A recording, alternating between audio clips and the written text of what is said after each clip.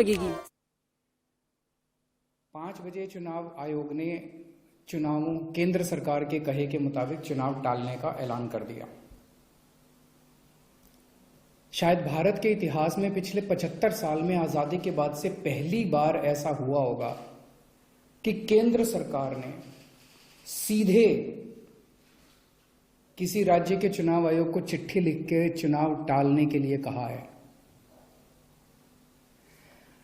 लोगों के अंदर बातचीत चल रही है कि 2-3 बातें चल रही हैं। 7 साल से 8 साल से केंद्र में भारतीय जनता पार्टी की सरकार है।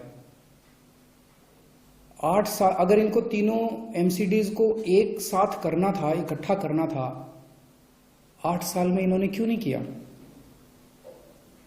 चुनाव की तारीखें ऐलान करने के 1 घंटा पहले इनको अचानक याद आई कि अब हमें तीनों एमसीडी को इकट्ठा करना है, इसलिए चुनाव टाल दिए जाएं। तो लोग कह रहे हैं कि एमसीडी को इकट्ठा करना, एक करना तो बहाना है, मकसद चुनाव टालने का था। क्योंकि बीजेपी को लग रहा था कि दिल्ली में अगर चुनाव होंगे तो आम आदमी पार्टी की जबरदस्त लहर है, बीजेपी उस लहर में बह जाएगी और बीजेपी हार जाएगी, इसलिए चुनाव टालने के मंशा से ये किया गया। दूसरा ये भी लोग कह रहे हैं कि चुनावों का तीनों नगर निगम एक साथ करने से क्या लेना देना है। आज 3 नगर निगम है दिल्ली में, 272 वार्ड हैं, कुछ इसमें कुछ इसमें कुछ इसमें। तो तीनों नगर निगम के काउंसलर अपने अलग अलग नगर निगम में बैठते हैं। चुनाव हो जाने दीजिए, अगर तीनों को इकट्ठा भी कर दोगे आप तो वो एक जगह बैठने लग जाएंगे। दोबारा चुनाव कराने की क्या जरूरत है? अभी चुनाव रोकने की क्या जरूरत है? चुनाव टालने की क्या जरूरत है? चुनाव करवाओ, नए काउंसलर आएंगे और नए काउंसलर जो भी आएंगे वो जब तक तीनों नगर निगम है तीनों में बैठ जाएंगे, एक नगर निगम होगा वो एक साथ आके बैठ जाएंगे। तो चुनाव टालने की तो जरूरत ही नहीं थी। लेकिन मकसद तीनों नगर निगम एक साथ करने का नहीं था। अगर करना होता तो 7 साल में कर लेते ये लोग। मकसद था चुनाव टालने का। ये देश के लिए अच्छा नहीं है, दोनों चीजें अच्छी नहीं है। जो केंद्र सरकार ने चिट्ठी लिख के चुनाव टालने को कहा वो भी ठीक नहीं है, और चुनाव आयोग केंद्र सरकार के सामने झुक गया और चुनाव टाल दिए, ये भी अच्छा नहीं है जनतंत्र के लिए। मेरी हाथ जोड़ के प्रधानमंत्री जी से अपील है, प्रधानमंत्री जी, सरकारें आती जाती रहेंगी, कल आप भी नहीं होंगे, कल मैं भी नहीं होऊंगा। हम इंपॉर्टेंट नहीं है, लोग इंपॉर्टेंट नहीं है, पार्टियां इंपॉर्टेंट नहीं है, देश इंपॉर्टेंट है। अगर हम चुनाव आयोग को दबाव डाल के चुनाव कैंसिल कराते हैं, इससे चुनाव आयोग कमजोर होता है, और चुनाव आयोग कमजोर होता है, चुनाव कैंसिल होते हैं तो देश कमजोर होता है। हम सबको मिलकर देश की रक्षा करनी है। किसी भी हालत में हमें इंस्टीट्यूशंस को कमजोर नहीं होने देना। मेरी आपसे हाथ जोड़ के विनती है, चुनाव कैंसिल मत कराइए। अगर चुनाव कैंसिल होते हैं, ये जनतंत्र के लिए बहुत बड़ा खतरा है।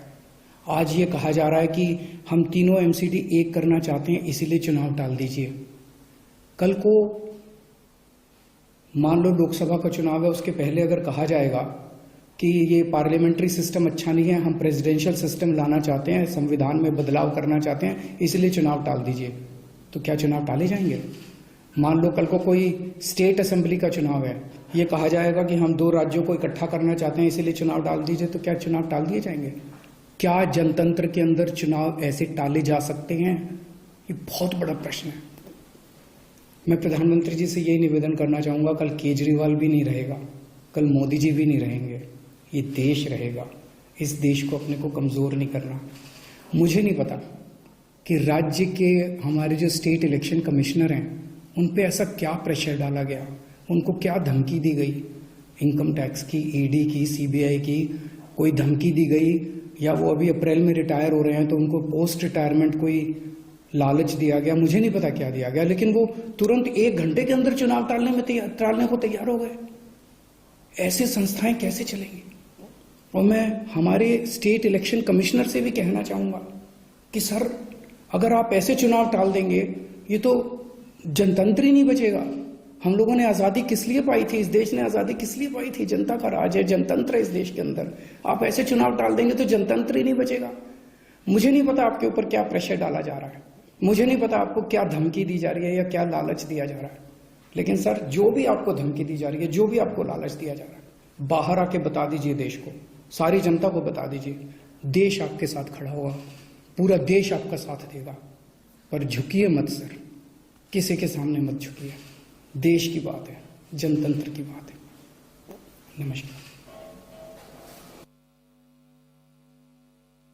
केजरीवाल एमसीडी के चुनाव जो टाले गए उसको लेकर प्रेस कॉन्फ्रेंस कर रहे थे। अरविंद केजरीवाल ने कहा कि ये लोकतंत्र के लिए खतरा है, इस तरह से एमसीडी के चुनाव को टाले जाना। उन्होंने आरोप लगाया सीधे सीधे केंद्र सरकार पर, प्रधानमंत्री पर, कि कोई ऐसी धमकी दी गई है, ऐसा दबाव बनाया गया या लालच दिया गया जिस वजह से ये टाल दिए गए हैं चुनाव। इसकी क्या वजह है?